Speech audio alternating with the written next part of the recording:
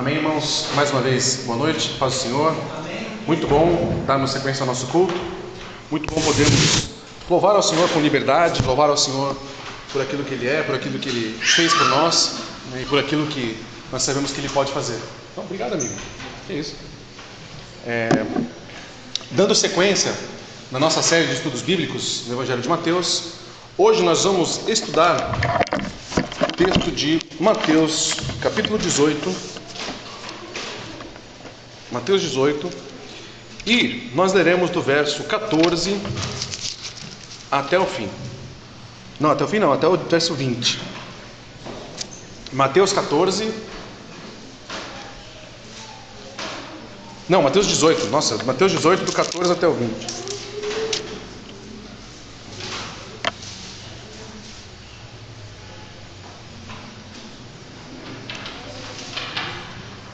Também acho que eu... Mateus 18, coloca do 15. Do 15 até o 20. 18, 15. Mateus 18, 15. Tá difícil. 18, 15. Tô ligeiro. Olha aqui, ó. Esse texto também é um daqueles textos que a gente escuta muito. É um texto importantíssimo para como a gente vai lidar com situações de pecado na igreja, com situações de desavenças, com situações de quebra de confiança entre irmãos, entre casais, entre pessoas que a gente confia. Esse texto é muito importante, tem uma aplicação muito boa. E na continuidade desse texto também tem um outro texto, uma parte desse texto aí que a gente escuta muito, mas também é muito mal interpretado. Então a gente vai caminhar aí e a gente vai falar um pouco mais sobre isso. Então, a partir do verso 15, a gente vai até o 20, tá? Se o seu irmão pecar contra você, vá e repreenda-o em particular. Se ele ouvir, você ganhou o seu irmão. Mas, se não ouvir, leve ainda com você uma ou duas pessoas, para que pelo depoimento de 2 ou 3 testemunhas, toda a questão seja decidida. Maravilha. E se ele se recusar a ouvir essas pessoas, exponha o assunto à igreja. E se ele recusar também a ouvir a igreja, considere-o como gentil e publicano. Em verdade lhes digo que tudo que ligarem na terra terá sido ligado nos céus, e tudo que desligarem na terra terá sido desligado nos céus. Uma verdade também lhes digo, que se 2 de vocês sobre a terra concordarem a respeito de qualquer coisa que vierem a pedir, isso lhes será concedido por meu Pai, que está no céu. No 20. Porque onde estiverem 2 ou 3 reunidos em meu nome, ali estou no meio deles. Bem, vamos orar mais uma vez, e aí a gente já parte para a exposição em si.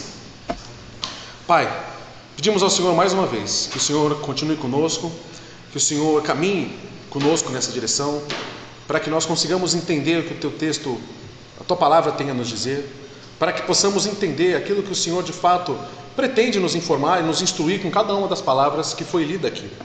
Que o que nós venhamos a estudar aqui não seja um estudo apenas, mas que seja algo vivo em nossos corações, em nossas vidas, e que os outros possam ver a Tua palavra viva andando, a Tua palavra viva em nós.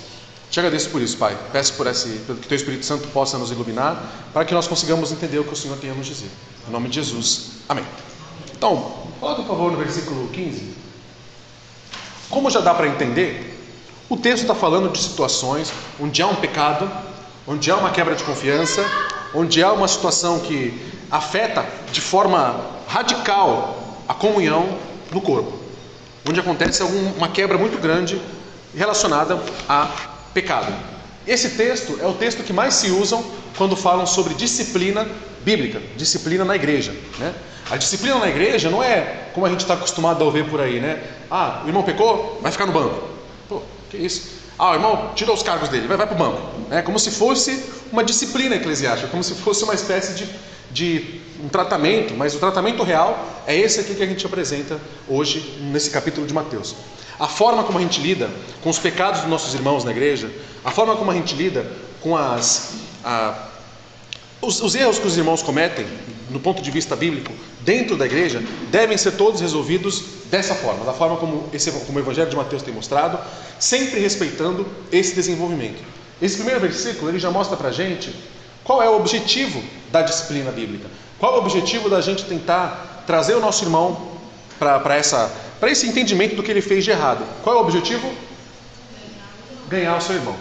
O nosso objetivo, quando o irmão peca, quando ele comete um ato grave, algo que pode acabar com a fé dele, ou que pode prejudicar todos os irmãos que estão na igreja, a nossa atitude, o nosso desejo deve ser de trazer esse irmão de volta. Isso faz todo sentido com o que a gente ouviu na semana passada, visto que semana passada a gente falou a respeito da ovelha, a ovelha perdida que foge, aí o pastor puxa ela de volta. Esse texto mostra que o pastor, né, de ovelhas, ele tem a responsabilidade sim, mas as ovelhas no trato umas com as outras podem de alguma forma refletir esse amor ensinado pelo pastor, que no caso seria o próprio Jesus aqui, né? Então esse é um texto que mostra isso. Vamos lá. Se seu irmão pecar contra você, vá e repreenda-o em particular. Primeira parte aí. O irmão pecou contra mim. O que seria esse pecar contra mim? Tudo aquilo que o irmão faz de pecaminoso. Não é, ele olhou torto para mim. O irmão, ele falou algo assim de mim que eu achei que foi errado. Eu fiquei... Tudo bem, se é uma chateação, se você realmente ficou incomodado com algo nesse sentido, faz isso, vai lá e fala com ele. Mas isso não é uma ação, não é pecaminoso. Ele não pecou contra você. Ele não... Claro que algumas vezes, né, quando você faz fofocas, quando você difama uma pessoa pelas costas, você está pecando contra ela sim. Mas se é algo que você vê que não é grave, que não é pecaminoso em si, não há motivos para isso. Uma simples conversa, aqui como o texto mostra, aparentemente já resolve. Mas se você sabe que tem um irmão que está pecando contra você, repreenda-o em particular. O que a Bíblia sempre demonstra para nós enquanto cristãos, enquanto membros de uma igreja, é que os nossos problemas enquanto irmãos, a princípio, eles devem ser resolvidos um com o outro. Não há motivo para que se criar um caso de polícia, o Celso Russomano, né? Não há motivo para criar uma tempestade em um copo d'água se o problema pode ser resolvido em particular. Então a primeira atitude desse cristão que foi ofendido por outro cristão, né? É importante ressaltar isso. Esse procedimento é o tratamento de cristão para cristão, um irmão da sua igreja, uma pessoa que você sabe, ou pelo menos deduz, que caminhe os caminhos de Cristo. Então ela tem que seguir esse padrão aqui, e você também, porque hoje você pode ser o ofendido, mas em algum momento você pode ser o ofensor, né? Então, alguém pecou contra você, repreenda-o em particular. Essa palavra repreenda-o não é apenas brigue com ele, discuta, mas é uma repreensão pautada pela palavra de Deus. Irmão, você falou mal de mim, acho que você não pode fazer isso, porque nós somos cristãos, né? Eu vou dar exemplos práticos disso, que aconteceram numa antiga igreja que eu frequentava, e também tem um livro escrito sobre isso, também é um caso muito similar. Vamos supor, aconteceu uma situação onde um pastor da igreja, ele traía a esposa dele, né? E isso afeta completamente a comunhão do corpo, porque a esposa dele foi ofendida nesse sentido, mas a igreja toda fica exposta, porque se esse assunto vem à tona para os de fora, a igreja passa a ser então descredibilizada, porque, o próprio pastor está fazendo isso, o que são os membros então, se o pastor, né?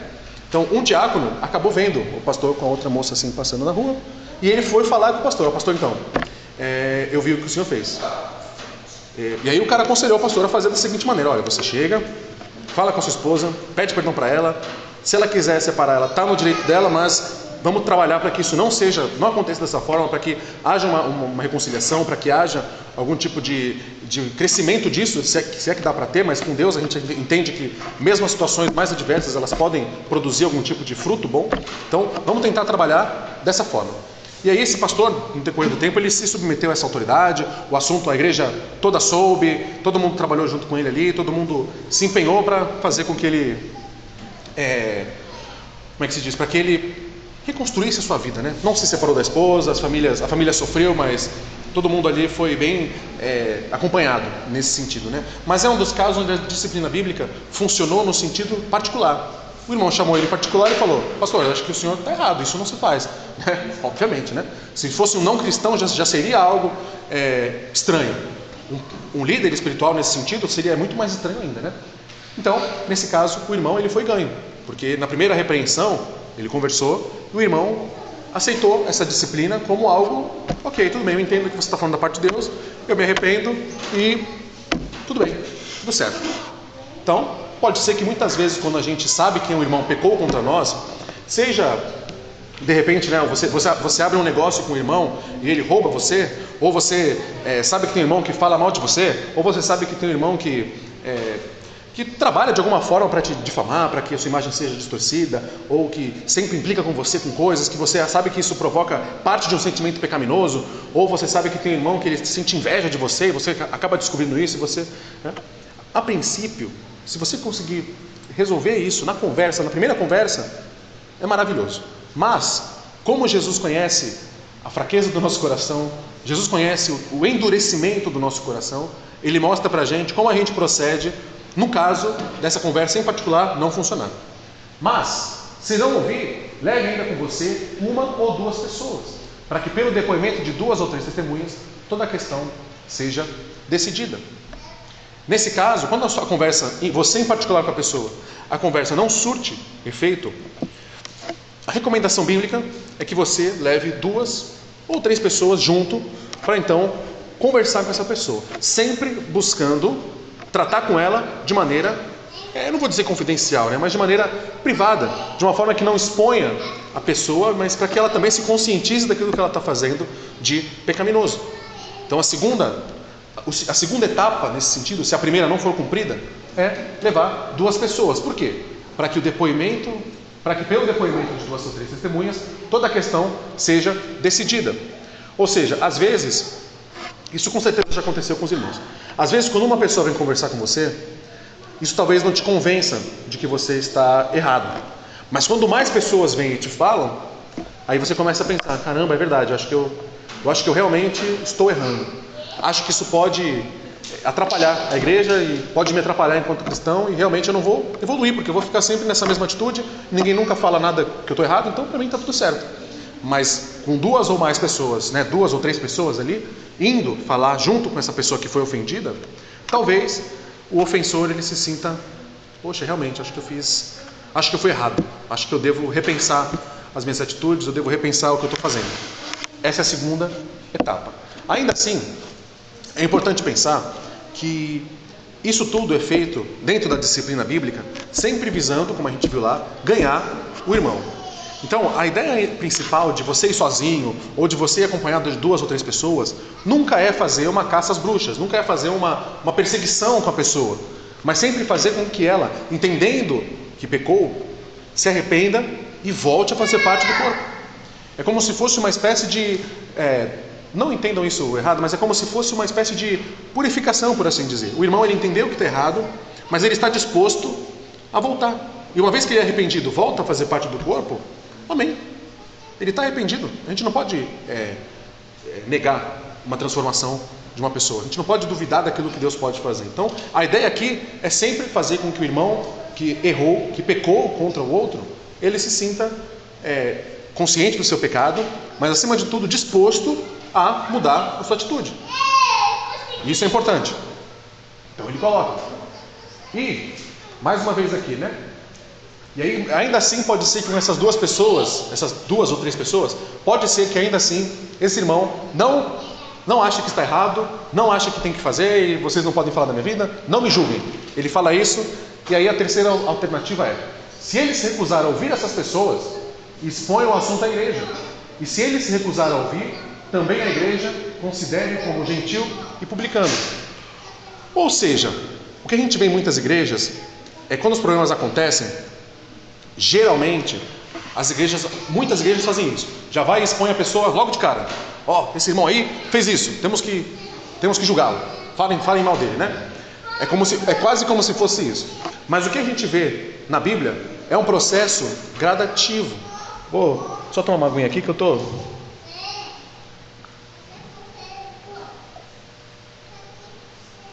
O que a gente vê na Bíblia é um processo gradativo. Um processo onde o irmão que pecou é sempre dado a ele a oportunidade de se arrepender e voltar, sempre. Mesmo aqui, ele pode obter esse retorno ao corpo, ele pode se arrepender e voltar. O assunto só vai ser exposto à igreja quando o irmão se recusar a conversa privada, ele e mais a pessoa que se ofendeu. Quando ele recusar a conversa com mais 2 ou 3 pessoas, também não se arrependeu, ele acha que não está errado, aí sim o assunto é levado à igreja. E se mesmo com o assunto sendo levado à igreja, ele não se arrepender, ou pelo menos ele não se considerar como alguém que fez algo errado, a igreja pode considerá-lo como gentil e publicano. Ou seja, se esse cara, ele está aqui, ele se diz cristão, ele diz seguir a doutrina bíblica, ele diz seguir os preceitos do Evangelho, mas quando ele é confrontado com as verdades do Evangelho, ele não quer mudar, ele não aceita, então ele não é um de nós. Ele é um gentil e um publicano. Nós temos dificuldade em lidar com isso, muito porque a gente vive numa geração do não julgueis, né? Não se mete na minha vida, você não sabe o que eu passo, minha vida sou eu que sei, você não está na minha pele, você não sabe de nada, a gente vive muito nisso, né? E a igreja tem um papel importante nesse aspecto, de estar na vida dos irmãos, de maneira profunda, de maneira muito séria. Tem um caso aí bem conhecido, de um pastor também bem conhecido, que ele assumiu a igreja dele, né? E na igreja tinha umas 300 pessoas, né? E aos poucos ele foi descobrindo os motivos que fizeram o pastor anterior sair. Muitos pecados, muita briga, muita promiscuidade, muita coisa feia que acontecia ali nos bastidores, e o pastor anterior, sabendo, nada fez. O que esse pastor fez?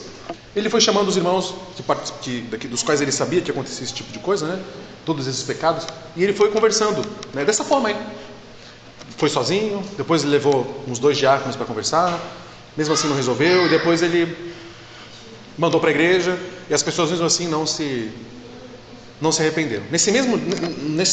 Em 6 meses que ele ficou fazendo isso, ele, não vou colocar expulsou, né? Mas ele tirou do hall de membros cerca de 150, 170 membros. Foram excluídos do hall de membros. E aí esse pastor, nessa noite, ele teve o seu primeiro infarto, né? Ele ficou muito, tipo assim, né? Uma pressão muito grande, porque ele viu que tinha coisas erradas e ele seguiu o procedimento bíblico de, caramba, eu vou falar com cada um dos irmãos que está envolvido nisso, eu vou falar que eles estão errados, que a Bíblia condena e tudo mais. E mesmo assim, não teve jeito, ele teve que tirar os irmãos. Não pode proibir de entrar na igreja porque é um espaço público, mas eles não estão mais ali no hall como membros efetivos, porque a postura que eles adotam, eles não cumprem. Como é que eles vão se dizer crente, sendo que o que eles fazem não é crente? Eu nem digo o que eles estavam fazendo, porque é algo muito chocante, tem muita criança aqui, mas eram coisas horríveis entre adultos, casais e tudo mais, né? E a igreja, o pastor falou, gente, não faça essas coisas, isso é promiscuidade, isso é lascívia, não se faz isso, cristãos não fazem isso, né? E ele falou, o pessoal falou, não pastor, a gente faz sim, não tem problema não, Deus perdoa, está tudo certo. Não estavam entendendo a gravidade do pecado que cometiam, então o pastor chegou e, então, vocês estão fora, não são mais membros aqui, simplesmente. Pode vir, né? Público, pode abrir e entrar, mas vocês não têm voz de voto, não têm participação de nada. Se quiser, não pode nem dar dízimo aqui, nem dar oferta. Vai, guarda o dinheiro para vocês, para outras coisas, né? E aí esse pastor teve esse problema. Mas ele seguiu o procedimento bíblico. É um procedimento que as lideranças da igreja muitas vezes não têm, eu não vou dizer coragem, mas às vezes não tem essa coisa de, vou fazer o que é certo porque é o que Deus estabelece. E isso produz problemas para a igreja. Porque a grande preocupação desse capítulo 18 de Mateus é a unidade do corpo. Os irmãos sabem disso, porque a maioria dos irmãos aqui tem filhos e tudo mais, a gente sabe como é que as coisas são. Uma maçã podre, ela consegue infectar todo o pomar, por assim dizer, né? Então, um irmão que está em pecado dentro da igreja e que não é tratado, não é corrigido, não é apontado assim nesse sentido de trazer ele para nós, não de julgamento, mas de, poxa, eu vou tentar trazer para ele para perto. Se isso não acontece, ele vai infectar os outros. Se a gente não está exercendo a nossa influência bíblica de tentar mostrar que ele está errado, ele vai convencer-nos de que está certo. E a gente vai acabar passando pano. Não, deixa ele aí. Não vamos se meter nisso não. E aí nós é que seremos infectados e a gente vai começar a normalizar o que é errado. E a preocupação aqui de Mateus e de Jesus ao dizer isso é exatamente essa. O corpo de Cristo, obviamente nós temos pecados, nós temos problemas, nós temos dificuldades. Um irmão sempre, eventualmente, pode acabar pecando um com o outro, mas a ideia é que esses problemas se resolvam nas conversas, né? Numa primeira conversa em paz. Ó, irmão, não gostei disso, acho que essa atitude aí, além de pecaminosa, ela me ofende profundamente. Então, sempre tentar conversar de forma a deixar as coisas claras, não permitindo que as coisas se agravem para um estágio onde a disciplina tem que ser aplicada na frente de toda a igreja, onde é necessário uma exposição. A gente precisa pensar nessas coisas, né? Porque o corpo de Cristo precisa se manter unido. A igreja é como se fosse uma grande família, se para pensar. Uma grande família, eu não sei porque eu não tenho uma grande família. Minha família é pequenininha.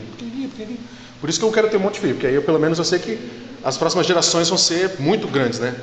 Pelo menos, né? Enfim. E aí, minha família é pequenininha, então isso acontecia pouco, muito pouco. Mas eu sei que famílias maiores, tipo a da Lisandra, a família da Lisandra é um fenômeno. A avó dela teve 3 filhos, cada um teve 4. A avó dela já é avó de uns 12 netos, já é muita gente, cara. E teve só 3 filhos. Então a ideia é essa que é. Então, já tem trisavó já. Então, essas crianças aí, enfim. Quando você tem uma família muito grande, a tendência é que, cara, vocês já passaram por isso. Tá numa festa de família, alguém fala uma coisa atravessada, o outro não entende, de repente já começa uma briga ali, já começa fica um tempo sem se falar e tal. Isso acontece em várias famílias. Já aconteceu na minha pequenininha, deve acontecer na de vocês que é quilométrica. Então, isso é coisa de família. E acontece na igreja também. Mas a igreja, sendo a família, como a gente sempre fala aqui, né, a igreja sendo o corpo, sendo a família, que vai passar a eternidade junto, né, uns com os outros, esse tipo de problema ele tem que ser resolvido de maneira clara, transparente. Você não pode deixar a situação se estender. O irmão te ofendeu, o irmão pecou contra você, o irmão fez algo que você julgou desagradável, que você, de alguma forma, isso produziu em você algo pecaminoso, porque às vezes o irmão ele faz algo contra você que não é pecado em si. De repente, ele olhou para você de uma forma que na cabeça dele não foi nada demais e você achou que ele estava bravo contigo. E aí isso passa a se tornar pecaminoso, porque você nutre sentimentos de caramba, será que ele está bravo comigo? Caramba, será que... Isso se torna pecado. Algo que originalmente não foi pecaminoso, torna-se pecado pela sua reação, pela maneira como você lida com isso. Então é perigoso isso também. Então a orientação bíblica é que teve problema? Resolve nas claras. Resolve tudo limpo, tudo preto no branco. Joga ali, transparente e fala a verdade. Porque aí você ganha o seu irmão. Porque aí você, sendo um verdadeiro filho de Deus, você demonstra a sua natureza transformada. Você demonstra essa nova forma de enxergar o mundo e de até enxergar o pecado do irmão. Nós temos uma tendência, a gente é muito... meu pai que fala isso, né? Ele fala que o pecado do outro, a ira de Deus para o outro, ela é... Não, a ira de Deus para mim, ela é flexível, mas a ira de Deus para o outro é incontestável. O que isso quer dizer? Quando eu cometo algo de errado, não foi tão errado, mas é porque ele me provocou, não sei e tal. Agora, quando o outro faz algo errado, aí eu sou implacável. Aí a lei tem que valer. Ele é um pecador, ele não merece, Deus tem que punir, é assim que é.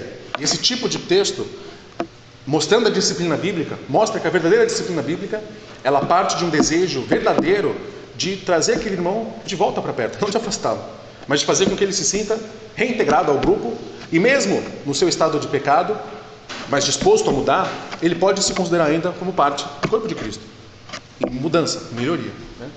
E aí, na continuidade do texto, é colocado, né? Em verdade lhes digo que tudo que ligarem na terra terá sido ligado nos céus, e tudo que desligarem na terra terá sido desligado nos céus. Esse texto aí já foi usado uma vez para falar do apóstolo Pedro, né? Tudo que ele ligava na terra seria desligado na terra e no céu também. Esse texto ele tem a ideia de mostrar para nós que a igreja, sendo o corpo de Cristo aqui na terra, ela tem autoridade para arbitrar nesse tipo de situação. Ou seja, se a igreja ligou um irmão aqui na terra, ele faz parte do corpo de Cristo eterno, né? Do corpo de Cristo invisível, que a gente não consegue ver. Mas se a igreja, considerando esse sentido do irmão não querer se arrepender, não querer se arrepender daquilo que ele fez de errado, ele é excluído então do corpo da igreja, porque na verdade talvez nunca tenha feito, e isso se reflete nos céus, porque ele não será chamado por Cristo, né, no momento do arrebatamento, por exemplo, até quando ele morre na ressurreição e tudo mais. Então, se o irmão, o que a igreja liga nos céus, será ligado, e o que se a gente desligar aqui na terra também vai ser desligado nos céus. Nesse sentido de que as decisões que a igreja toma, elas têm impacto espiritual naquilo que acontece nesse reino espiritual, né, que é o reino de Deus. Continuando no versículo 19, aqui começa uma parte difícil do texto bíblico, né? Que diz: em verdade também lhes digo que se 2 de vocês sobre a terra concordarem a respeito de qualquer coisa que vierem a pedir, isso lhes será concedido por meu Pai que está no céu. Lembrando que quando o autor bíblico ele coloca aí essa questão de concordarem a respeito de qualquer coisa que vierem a pedir, ele está colocando isso no contexto de ofensa mútua, né? Quando você foi ofendido por um irmão e você quer ali se reintegrar ou fazer com que ele retorne para o corpo. Então aí qualquer coisa que você pedir a respeito disso, Deus vai conceder, porque Ele quer que vocês sejam reconciliados nesse aspecto, né? Em verdade, também lhes digo que se 2 de vocês sobre a terra concordarem a respeito de qualquer coisa que vierem a pedir, isso lhes será concedido por meu Pai. Então a ideia é que os irmãos que antes estavam separados devido a essas ofensas, agora eles concordam no assunto que justamente fez com que eles se separassem. E por isso, Deus concede a eles o que eles vierem a pedir. Deus, eu quero sabedoria para lidar com esse irmão. Receba. Deus, eu quero mais paciência para lidar com esse irmão, para que a gente consiga então conviver novamente como membros desse corpo. Receba. Deus, eu quero um pouco de... Força não pode pedir. Deus, eu quero um pouco de... Me dá mais resiliência, não sei, eu quero me dar um jeito de conviver com essa pessoa sem querer pular no pescoço dela. Ore sinceramente para Deus, né? Deus sabe o interesse do seu coração, Ele sabe o desejo da sua alma. Você fala mais para confiar que Ele faça algo para você, porque Ele já sabe o que você está sentindo, Ele sabe o desejo que você tem com cada pessoa. E aí Ele está dizendo, né? No 19 aí, que se você pedir, vocês concordando, pedirem qualquer coisa em relação a isso, a comunhão de vocês pode ser estabelecida, porque Deus vai conceder todos os meios para que vocês voltem a serem irmãos, nesse aspecto de vocês se sentirem novamente um confiando no outro, para que essa quebra de confiança não seja mais motivo para que você desconfie. O mundo gosta de dizer, as pessoas do mundo, né, gostam de dizer, eu vou pegar isso aqui porque está em branco, tá? Mas é só um exemplo. O mundo gosta de dizer que uma vez que a confiança é que nem um papel, você amassa. Você amassa aqui, virou e tal. Você desamassou. Você pode até desamassar o papel amassado, mas ele sempre fica marcado, né? Porque você não vai confiar 100% de novo naquela pessoa. Você consegue ver as marcas. Esse é o pensamento do mundo. O pensamento cristão é: seu irmão pediu perdão? Seu irmão se arrependeu? Esquece. Acabou. Não tem marca de nada. Você não tem que mais ficar relembrando o que aconteceu. Você vive para frente. É isso que Jesus fez. O próprio Jesus, que é o nosso exemplo de perdão e de reconciliação, através do sangue dele, todos nós somos reconciliados com o Pai. Você viu alguma vez na Bíblia Jesus falar: poxa, por que eu fui morrer por esse cara aí? Esse cara não valia meu sacrifício. Isso não existe. Nós, como filhos de Deus, servos de Cristo Jesus, não podemos agir de forma que Jesus não agiria. Nós não podemos considerar que o nosso irmão não se foi transformado, ou que, poxa, me arrependo de ter confiado nele de novo. Isso não é compatível com o cristão, visto que nós todos os dias traímos o sacrifício de Cristo. Todos os dias nós fazemos coisas que desagradam a Deus. Todos os dias nós fazemos coisas que muitas vezes Jesus poderia olhar para nós e dizer: bom, você não merecia, você não merece o sacrifício, isso nunca é dito a nós. Tamanho a graça de Deus, tamanho o amor de Deus. Então nós, sendo imitadores desse Deus, não podemos ter em nós esse pensamento. Quando o irmão peca e nós perdoamos, o que passou é apagado, assim como os nossos pecados foram apagados também. E o que acontece, de novo, aí é uma nova tentativa. O que passou, passou. É assim que funciona com o cristão. É assim que a gente trata os nossos irmãos. É assim que a gente trata os nossos irmãos. Da mesma forma que acontece até em brigas familiares mesmo. Tem brigas familiares que realmente duram décadas, né? Como aconteceu na minha família lá, até alguém morrer. Aí, né, não tem como resolver. Mas tem muitas discussões familiares que você passa tempo sem falar com a pessoa, mas quando você reencontra, parece que nada aconteceu. É o seu primo, é o seu parente, tudo voltou ao estado original. É assim que tem que ser com os irmãos também. Na minha família aconteceu um problema grave nesse sentido. Por quê? Porque família geralmente briga, né? Meu bisavô, não vou dizer que ele era rico, tá? Mas meu bisavô era um coroa que trabalhou muito e conquistou muita coisa, assim. Era muito cheio de coisa, né? Ele tinha 2 filhos, né? Um faleceu, ficou 2, né? Um deles é minha avó, meu bisavô, né? Um é minha avó e outro é meu tio. Quando o velhinho morreu, antes do velho morrer, já estavam debatendo quem ia ficar com cada coisa. Já estava um já de olho. Não, eu quero ficar com essa casa aqui, mas eu quero ficar com aquele carro, mas eu quero ficar com aquela outra. Não, aquela casa tem piscina, eu quero aquela. Mas aquela casa ali não sei o que, eu quero isso. E aí começou o velhinho vivo ali olhando. Não, vocês são fogo, hein? Eu estou aqui ainda e vocês já estão repartindo meus bens antes de eu morrer. Né? E assim, esse era o clima super agradável da minha família. Essa era a maravilha da reunião de família, era muito boa, né? Isso é muito legal. Aí aconteceu que meu bisavô acabou tomando umas decisões assim meio malucas, brigou com a minha avó, e eu tomei o lado da minha avó, minha mãe tomou o lado de todo mundo, aí não sei quem, a família toda se dividiu, ninguém mais ficou. Eu fiquei uns 10 anos sem ver meu bisavô, acabou que ele faleceu, eu também não o vi mais, né? É um arrependimento que eu tenho, né? Eu aprendi disso, né? De não ficar tomando partido de velho, né? Lisandra me ensinou isso, né? Que eles que se entendam, eles são família, né? Eu sou só bisneto, mas o ponto é, às vezes, a reconciliação, em algumas vezes a reconciliação não é possível, mas para um cristão ela deve ser a prioridade. Você não sabe, entende? As pessoas geralmente elas alimentam desavenças, elas deixam as coisas para depois, porque elas acham que vai sempre ter um dia para essa reconciliação. Quando ele quiser, ele vem aqui, a gente fala, não deixa. Deus vai fazer a ocasião para a gente se acertar de novo. E às vezes, na madrugada seguinte, um dos dois vai para a glória, ou por andar de baixo, né? E isso não acontece. A prioridade no reino de Deus é que você, tendo seu irmão que você foi ofendido, ou você ofendeu ele, vai atrás, resolve, conversa com ele, resolve a situação. É assim que as coisas funcionam no reino de Deus. Falando por mim aqui, eu também pensava assim, meu bisavô vai viver muito ainda, ele já estava com 90 anos, né? Mas ele vai viver muito ainda. Sim, o pessoal lá vive bastante. Então, justamente por isso, né? A irmã dele morreu com 100, o outro morreu com 110. Caramba, ele está com 90? Ele deve ter uns 20 anos pelo menos. Então, dá tempo da gente se acertar em algum momento. Só que esse dia, infelizmente, nunca chegou. Né? Ele perguntava de mim, e eu, é muito complexo para dizer aqui, né? É muito complexo. Mas só para dizer que às vezes a gente comete erros pela nossa imaturidade. Ao meu desfavor, né? Eu tenho que eu sou muito novo, então naturalmente algumas atitudes minhas elas são imaturas, mas não muito pela minha pouca idade.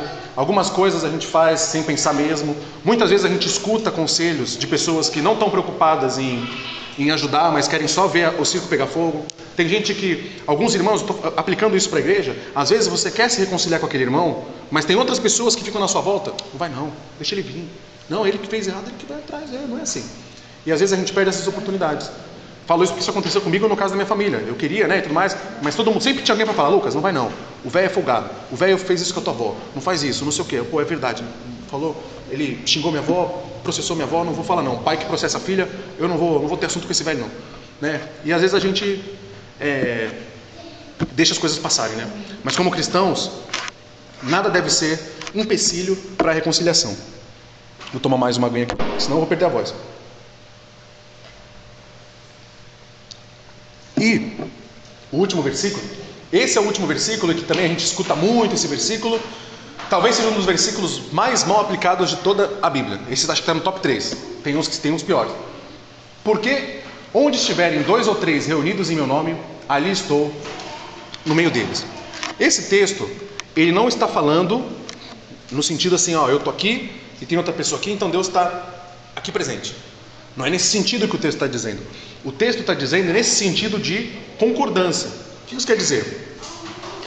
Você sozinho, você não é corpo de Cristo. Você é um membro do corpo de Cristo.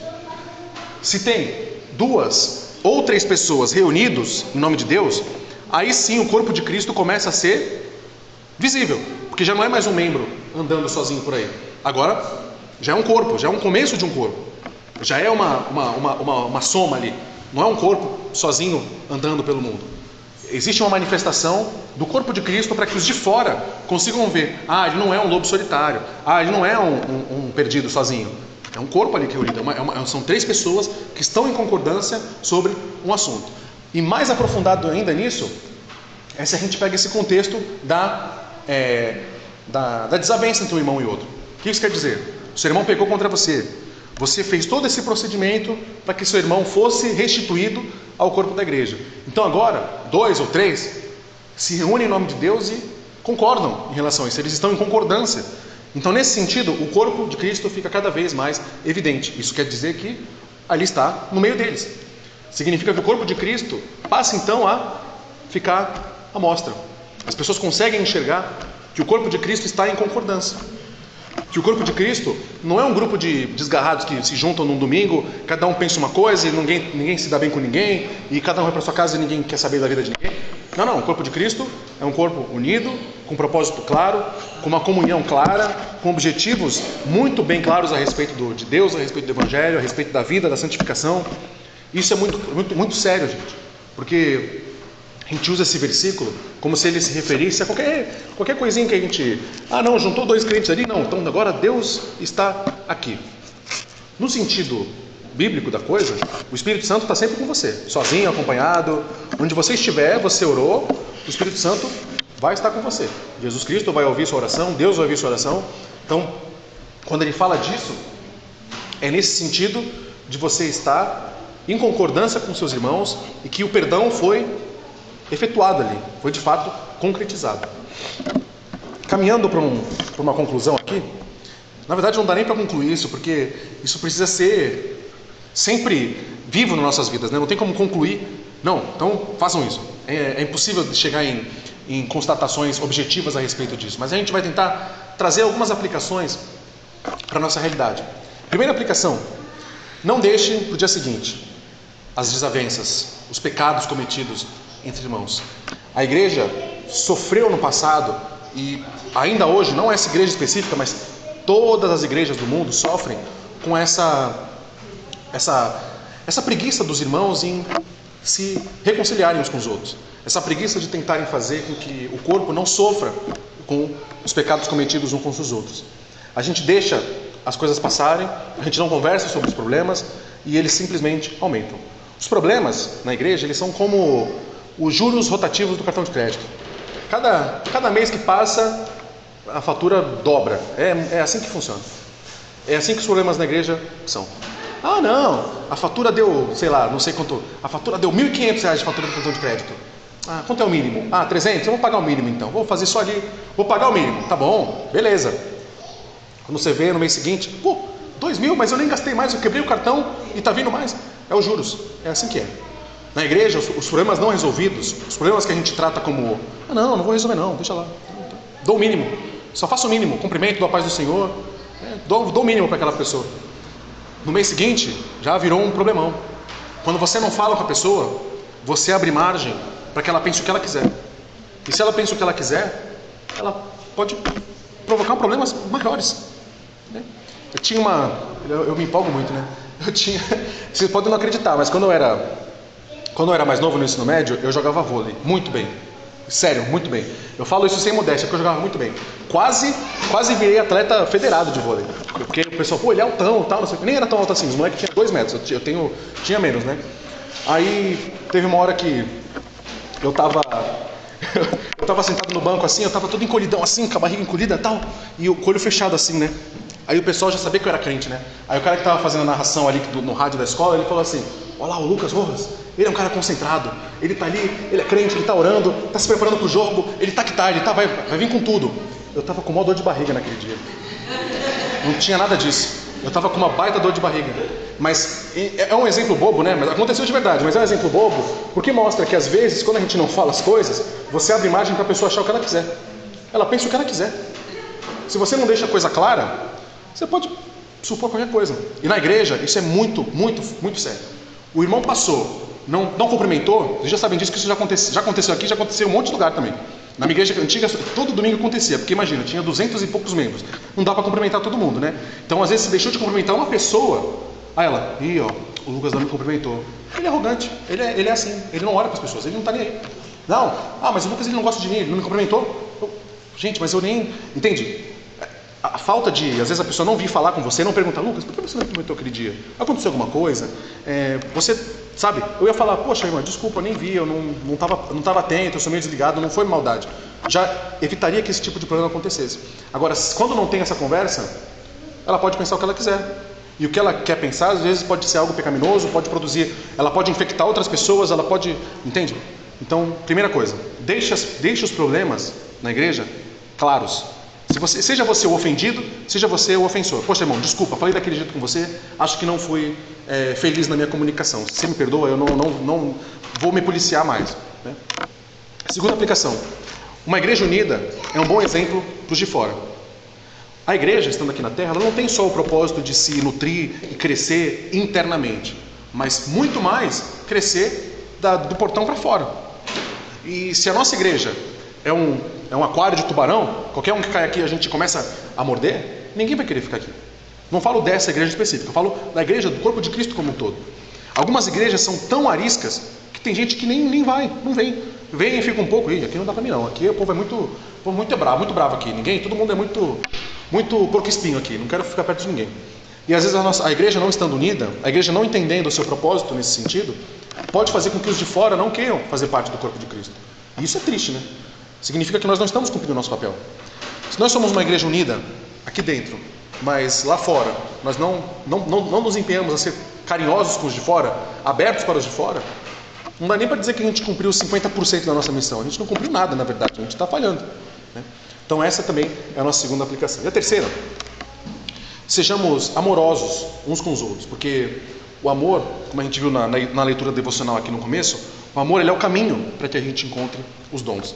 Então, se a gente não ama os nossos irmãos na igreja, dificilmente vamos amar o de fora, dificilmente vamos amar aqueles que se opõem a nós. Se nós não temos amor pelo nosso irmão, quando ele pecar comigo, eu não vou querer fazer isso, eu vou querer já brigar com ele.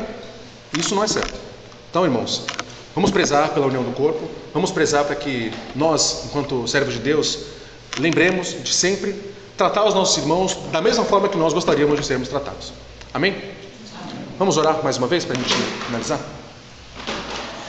Senhor, mais uma vez, Pai, te agradeço por esse culto, te agradeço por esse momento, te agradeço porque em meio a tantas situações, a tantas adversidades nas nossas vidas, o Senhor, na tua graça enorme, permite que nós tenhamos uma série de bênçãos, uma série de alegrias, uma série de coisas que só o Senhor pode nos dar.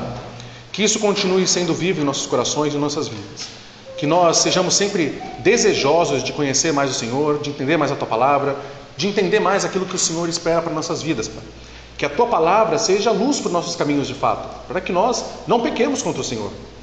Te agradeço por isso, Pai. Te agradeço e que o texto de hoje ele não seja apenas um conhecimento vazio, mas que nós tenhamos essa sabedoria ao lidar com os irmãos que pecam conosco, a lidar com aqueles irmãos que nos ofendem, para que nós saibamos que um dia nós podemos também ofender esses irmãos.